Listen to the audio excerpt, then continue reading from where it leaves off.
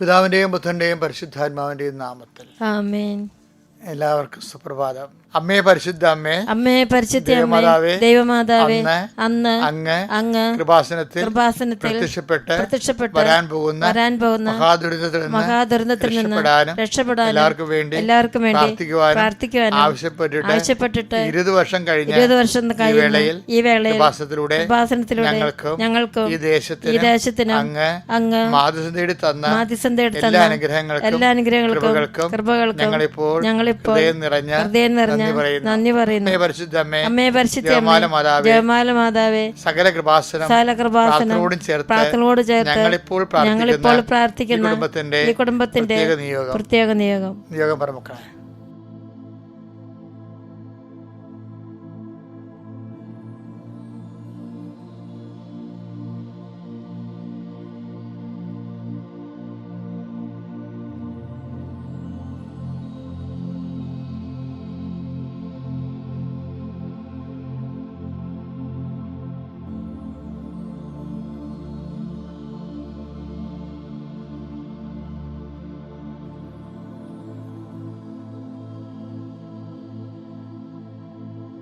അമ്മയുടെ പ്രത്യക്ഷീകരണത്തിന്റെ വേളയിൽ ഞങ്ങൾക്ക് സാധിച്ചു തരുവാൻ കനിയണമേ. വിശ്വാസ പ്രമാണം. സർവശക്തനായ പിതാവും ആകാശത്തിന്റെയും ഭൂമിയുടെയും സൃഷ്ടാവുമായ ദൈവത്തിൽ ഞാൻ വിശ്വസിക്കുന്നു. അവിടുത്തെ ഏകപുത്രനും ഞങ്ങളുടെ കർത്താവുമായ ഈശോമിശിഹായിലും ഞാൻ വിശ്വസിക്കുന്നു. ഈ പുത്രൻ പരിശുദ്ധാത്മാവിനാൽ ഗർഭസ്ഥനായി കന്യകാമറിയത്തിൽ നിന്ന് പിറന്ന് പൊന്തിയോസ് പീലാത്തോസിന്റെ കാലത്ത് പീഡകൾ സഹിച്ച് കുരിശിൽ തറയ്ക്കപ്പെട്ട് മരിച്ച് അടക്കപ്പെട്ട് പാതാളങ്ങളിൽ ഇറങ്ങി മരിച്ചവരുടെ ഇടയിൽ നിന്ന് 3-ാം നാൾ ഉയർത്ത് സ്വർഗത്തിലേക്ക് എഴുന്നള്ളി സർവശക്തിയുള്ള പിതാവായ ദൈവത്തിന്റെ വലതുഭാഗത്തിരിക്കുന്നു. അവിടെ നിന്ന് ജീവിക്കുന്നവരെയും മരിച്ചവരെയും വിധിക്കുവാൻ വരുമെന്നും ഞാൻ വിശ്വസിക്കുന്നു. പരിശുദ്ധാത്മാവിലും ഞാൻ വിശ്വസിക്കുന്നു. വിശുദ്ധ കത്തോലിക്കാ സഭയിലും പുണ്യവാന്മാരുടെ ഐക്യത്തിലും പാപങ്ങളുടെ മോചനത്തിലും ശരീരത്തിന്റെ ഉയർപ്പിലും നിത്യമായ ജീവിതത്തിലും ഞാൻ വിശ്വസിക്കുന്നു. ആമേൻ. സ്വർഗ്ഗസ്ഥനായ ഞങ്ങളുടെ പിതാവേ, അങ്ങയുടെ നാമം പൂജിതമാകണമേ. അങ്ങയുടെ രാജ്യം വരണമേ.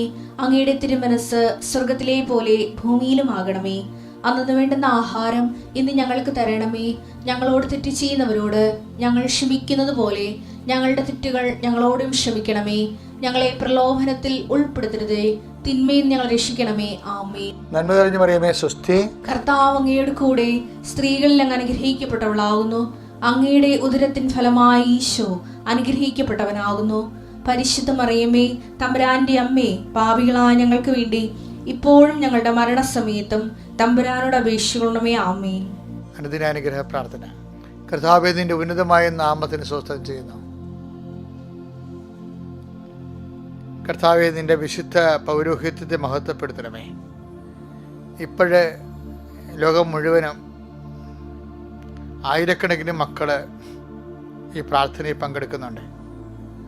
അമ്മേ പരിശുദ്ധമ്മേ, ദേവമാതാവേ, ഞാൻ എൻ്റെ ജനങ്ങളെ സന്ദർശിക്കുമെന്ന് അളിച്ചത് വാഗ്ദാനം നിറവേറ്റിക്കൊണ്ട് ഈ സമയം എല്ലാവരുടെയും ഭവനങ്ങളെ നീ സന്ദർശിക്കണം പ്രാർത്ഥിക്കുന്നു. അമ്മ സന്ദർശിക്കുമ്പോൾ മഴവില്ലായും സുഗന്ധാഭിഷേകമായും ഒത്തിരി പേർ ഉടമ്പടി സാക്ഷ്യം പറയാറുണ്ട്. പല ആൾക്കാരും സാക്ഷ്യങ്ങൾ എന്തെങ്കിലും ഒരു അടയാളം കാണിക്കണമെന്ന് ആഗ്രഹിച്ച് പ്രാർത്ഥിക്കുന്നവരുണ്ട്. അടയാളം കാണിക്കണമേ എന്ന് പ്രാർത്ഥിക്കുന്നു. അവിടെ ആഴമായ ബോധ്യം അവർക്ക് നൽകിക്കൊണ്ട് അവർ വലിയ സുവിശേഷത്തിൻ്റെ കൈമാറ്റക്കാരാക്കി മാറിനെ പ്രാർത്ഥിക്കുന്നു. എൻ്റെ കർത്താവിൻ്റെ ഉന്നതമായ നാമത്തിൽ പ്രാർത്ഥിക്കുന്നു. സഭയുടെ അധികാരത്തിൽ പ്രാർത്ഥിക്കുന്നു. കുരിശിൻ്റെ അടയാളത്തിൽ പ്രാർത്ഥിക്കുന്നു. ദൈവത്തിൻ്റെ ശക്തി നിങ്ങളുടെ സന്ധിബന്ധങ്ങൾ നിറയട്ടെ. ദൈവത്തിൻ്റെ ശക്തി നിങ്ങളുടെ മാംസപേശികൾ നിറയട്ടെ. ദൈവത്തിൻ്റെ ശക്തി നിങ്ങളുടെ രക്തഞരമ്പുകൾ നിറയട്ടെ. ദൈവത്തിൻ്റെ ശക്തി ഉള്ളംകാല് വരെ നിറയട്ടെ. എൻ്റെ കർത്താവിൻ്റെ ഉന്നതമായ നാമത്തിൽ ആന്തരിക അവയവങ്ങളുടെ രോഗങ്ങൾ, സിസ്റ്റുകൾ, അതുപോലെ ഉണ്ടാകുന്ന പലതരത്തിലുള്ള മുഴകൾ കർത്താവിൻ്റെ നാമത്തിൽ വിശുദ്ധമായ രക്തത്തെ കഴുകി മാറ്റപ്പെടട്ടെ. എൻ്റെ കർത്താവിൻ്റെ ഉന്നതമായ നാമസ്വതം ജീവിക്കാൻ വേണ്ടിയുള്ള മാർഗത്തിന് കർത്താവെ, തടി തളർന്ന് ജോലി ചെയ്തിട്ടും കർത്താവെ ജീവിക്കാനുള്ള ആസ്തിപത്രയില്ലാത്ത സ്വന്തമായിട്ട് വീട് കിട്ടാത്തവരുണ്ട്. അതുപോലെ തന്നെ ഒത്തിരിയേറെ പ്രാവശ്യങ്ങളുടെ ജോലി പല പല പരീക്ഷകൾ എഴുതിയിട്ടും കർത്താവെ ഇപ്പോഴും കരകയറാത്ത മക്കളുണ്ട്. അവിടെ വയസ്സ് മാറി വയസ്സ് കൂടി ഇപ്പോൾ ഒരിടത്ത് എത്തിയില്ല എന്നും പറഞ്ഞ് ആദ്യ കൊള്ളുന്ന ഒത്തിരി മക്കളുണ്ട്. അവിടെ പരീക്ഷകളെ കർത്താവ് ഇത് അവസാനത്തെ അറ്റംപ്റ്റായി മാറാൻ അവിടെ കഴിവ് ഇനി പറ്റത്തില്ലെന്ന് ഈശോയ്ക്ക് മനസ്സിലായില്ലേ. അപ്പോൾ ഇനി അങ്ങയുടെ കൃപ കൊണ്ട് ഈ ഒറ്റ പ്രാർത്ഥന കൊണ്ട് അവരുടെ എല്ലാ അയോഗ്യതകളും ദൈവനാമത്തിൽ നീങ്ങിപ്പോകട്ടെ എന്ന് പ്രാർത്ഥിക്കുന്നു. കർത്താവെ, നിന്റെ വിശുദ്ധ പൗരോഹിത്യത്തെ മഹത്വപ്പെടുത്തണമേ. കർത്താവെ, സഭയിലുള്ള സാന്നിധ്യം പ്രകടമാക്കണമേ. 39 വർഷം ഞാൻ അർപ്പിച്ച കുർബാനയുടെ യോഗ്യതയാൽ കൃപാസ്ഥാനത്താറെ ജീവനോടെ പ്രത്യക്ഷ മാതാവിൻ്റെ മധ്യസ്ഥത്തിൽ കരയിലും കടലിൽ ഞാൻ അർപ്പിച്ച പല സുവിശേഷ വേലകളുടെ ശുശ്രൂഷകളുടെയും അടിസ്ഥാനത്തിൽ പ്രാർത്ഥിക്കുന്നു. ദൈവത്തിൻ്റെ കരുണ നിങ്ങളെ ആവശ്യിക്കട്ടെ. നിങ്ങളുടെ ഭവനരഹിതരായിട്ടുള്ള മക്കളെ സംബന്ധിച്ച് പ്രാർത്ഥിക്കുന്നു. അതുപോലെ തന്നെ ജോലി രഹിതരായിട്ടുള്ള മക്കളോട് പ്രാർത്ഥിക്കുന്നു. ചെയ്തുകൊണ്ടിരിക്കുന്ന ജോലിക്ക് മേൽഗതി ഇല്ലാത്തവരുണ്ട് കർത്താവ്. പല ജോലികൾ, ചെറിയ ജോലികളും സ്വന്തമായിട്ട് സ്വയം പ്രേരകമായിട്ടുള്ള സംരംഭങ്ങൾ, ബ്യൂട്ടി പാർലർ നടത്തുന്നവരുണ്ട്.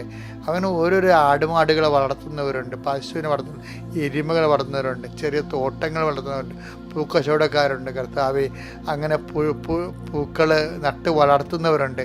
അതൊരു ജീവിത മാർഗമായിട്ട് ഉപയോഗിക്കുന്നവരുണ്ട്. കർത്താവ്, ചെറിയ വരുമാനക്കാരാണെങ്കിൽ കർത്താവ് അവർക്ക് എവിടെയെങ്കിലും അല്പം തെറ്റിയാൽ മൊത്തം തെറ്റിപ്പോവും, അവർ വലിയ കടത്തിലാവും. കർത്താവെ, നീ അവരെ പൊതിഞ്ഞ് പിടിക്കണമേ.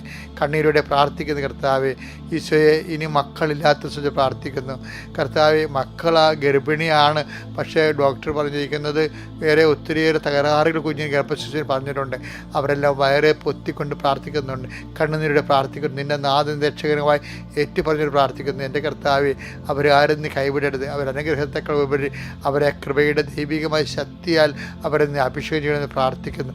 യാത്രക്കാരെ സംബന്ധിച്ച് പ്രാർത്ഥിക്കുന്നു. ഞങ്ങൾ ഈ ഇന്ന് വീട്ടിൽ നിന്ന് ഇറങ്ങുന്നതിനെ സംബന്ധിച്ച് പ്രാർത്ഥിക്കുന്നു. കാൽനടയായി പോകുന്നതിനെ സംബന്ധിച്ച് പ്രാർത്ഥിക്കുന്നു. വാഹനത്തിൽ പോകുന്നതിനെ സംബന്ധിച്ച് പ്രാർത്ഥിക്കുന്നു.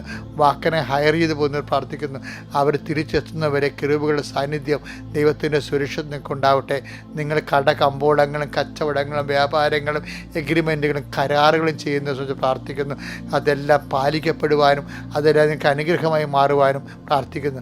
കർത്താവ്, പണം കയ്യിൽ നിന്നും മോശം വന്നിട്ട് അന്യാധീനപ്പെട്ടു പോയി മറ്റുള്ള കൈകളകപ്പെട്ടിട്ട് തിരിച്ചു കിട്ടാത്ത അവസ്ഥയിൽ വിഷമിക്കുന്നവരുണ്ട് ഈശോയെ. അതിൻ്റെ പേര് വീട്ടിൽ ഭയങ്കര വഴക്കും അസമാധാനം അനുഭവിക്കുന്നവരുണ്ട് ഈശോയെ. ഭക്ഷണം പോലും കഴിക്കാത്തവരുണ്ട് ഈശോയെ. എന്ത് ചെയ്യണമെന്ന് അറിയാൻ വളരെ ഇറങ്ങിപ്പോയി കളഞ്ഞാൽ മതി എന്ന് ചിന്തിച്ച് തലക്ക് ഭ്രാന്ത് പിടിക്കുന്നവരുണ്ട് ഈശോയെ. അവരെല്ലാം സംബന്ധിച്ച് പ്രാർത്ഥിക്കുന്നു. എൻ്റെ കർത്താവിൻ്റെ ഉന്നതമായ നാമത്തിൽ, സഭയുടെ അധികാരത്തിൽ, കുരിശിൻ്റെ അടയാളത്തിൽ നിൻ്റെ യോഗ്യതയല്ല മകനെ മകളെ നീ ഇന്ന് കർത്താവിൻ്റെ നാമത്തിൽ ശക്തിപ്പെടട്ടെ.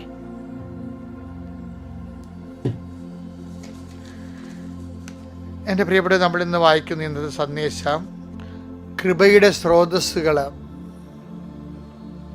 ഇപ്പം ഗംഗ എവിടെ നിന്നാണ് ഉത്ഭവിക്കുന്നത്? ഇപ്പം പമ്പ എവിടെ നിന്ന് ഉത്ഭവിക്കുന്നു? അതുപോലെ തന്നെ കൃപ എവിടെ നിന്ന് ഉത്ഭവിക്കുന്നു? അവൻ്റെ ഉത്ഭവസ്ഥാനം കണ്ടെത്താനുള്ള ഒരു ശ്രമമാണ് നമ്മൾ. അതായത് നോക്കി, മത്തായിയുടെ സുവിശേഷം 12:18 വായിച്ചേ. ഇതാ ഞാൻ തിരഞ്ഞെടുത്ത എന്റെ ദാസൻ, എന്റെ ആത്മാവ് പ്രസാദിച്ച എന്റെ പ്രിയപ്പെട്ടവൻ, ഞാൻ അവന്റെ മേൽ എന്റെ ആത്മാവിനെ അയക്കും. അവൻ വിജാതിയരെ ന്യായവിധി അറിയിക്കും. അതായത് അവൻ വിജാതിയരെ ന്യായവിധി അറിയിക്കും. അതായത് ഇതാ ഞാൻ തിരഞ്ഞെടുത്ത എൻ്റെ ദാസൻ, എൻ്റെ ആത്മാവ് പ്രസാദിച്ച എൻ്റെ പ്രിയപ്പെട്ടവൻ.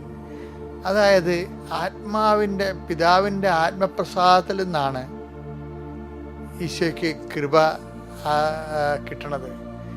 കിട്ടണമെന്നല്ല, അധിക കൃപ എന്ന് വെച്ച് കഴിഞ്ഞാൽ ഈശോ പറഞ്ഞിട്ടില്ലേ, ഈശോയെക്കുറിച്ച് എന്നാ അമ്മ പറയണത്?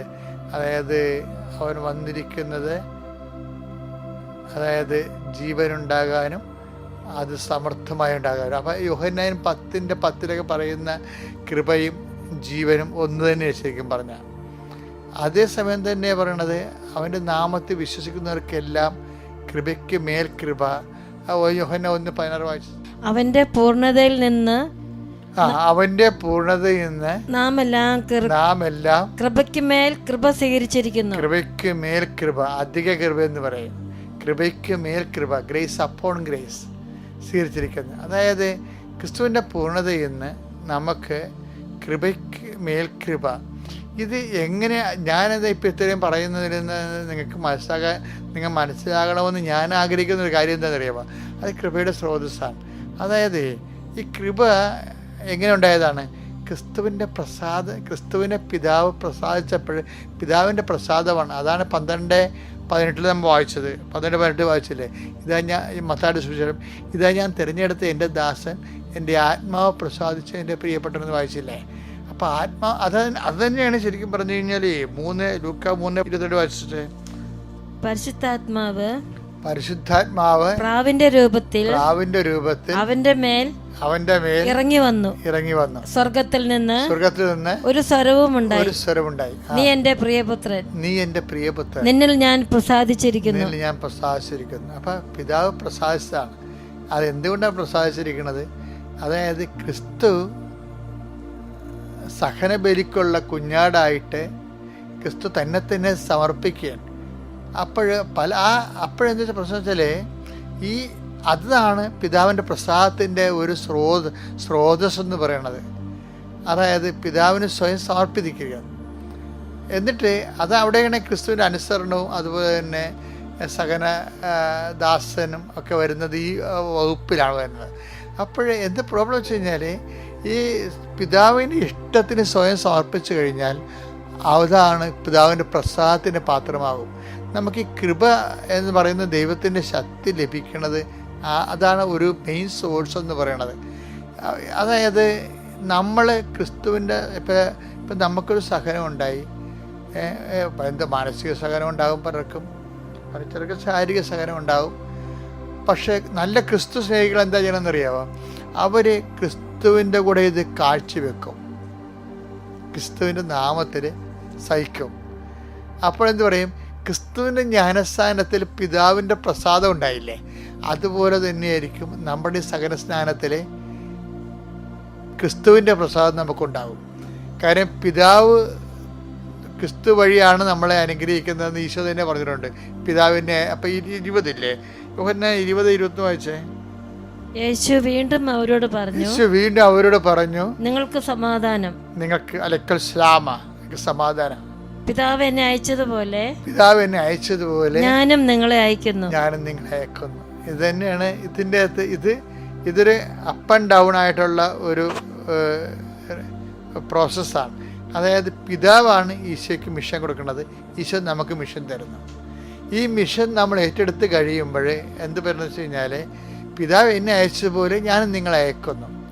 അതുപോലെ തന്നെ പിതാവ് ക്രിസ്തുവിനെ കൃപ കൊടുത്ത പോലെ ക്രിസ്തു നമുക്കും കൃപ തരും. ഇത് പിടിയിട്ടില്ല, അതാണ് സംഭവം. അതായത് പിതാവ് ക്രിസ്തുവിന് കൃപ കൊടുത്ത പോലെ ക്രിസ്തു നമുക്കും കൃപ തരും. എങ്ങനെയാണ്? നമ്മുടെ സഹനങ്ങൾ ക്രിസ്തുവിൻ്റെ സ്നാനത്തോടു കൂടി ചേർത്ത് ക്രിസ്തുവിൻ്റെ സഹനത്തിന് ഐക്യദാർഢ്യം പ്രഖ്യാപിക്കുമ്പോൾ അതാണ് കൃപയുടെ ഒരു സ്രോതസ്. ഇപ്പം എപ്പോഴെങ്കിലും ഒരു സഹനത്തിന് സാഹചര്യം വന്നാൽ മാനസികമായാലും ശാരീരികമായാലും അത് ക്രിസ്തുവിൻ്റെ സ്നേഹത്തെ പ്രതി എടുത്തുകൊണ്ട് നിങ്ങളുടെ ജീവിതത്തെ അതിജീവിക്കാനും നിങ്ങൾക്ക് സാധിക്കണം, കൃപ ആർജിക്കാനും നോക്കണം. പ്രൈസ്തലാണ്. അത്യപൂർവ ദൈവാനുഭവങ്ങൾ ഇനി നിങ്ങൾക്കും സ്വന്തം. ഈ യൂട്യൂബ് ചാനൽ ഇതുവരെ സബ്സ്ക്രൈബ് ചെയ്തിട്ടില്ലെങ്കിൽ ഇപ്പോൾ തന്നെ സബ്സ്ക്രൈബ് ചെയ്യുക. ഈ വീഡിയോ ഇപ്പോൾ തന്നെ നിങ്ങളുടെ സുഹൃത്തുക്കൾക്ക് ഷെയർ ചെയ്തുകൊണ്ട് കർത്താവിന്റെ പ്രേക്ഷിതരാകുക.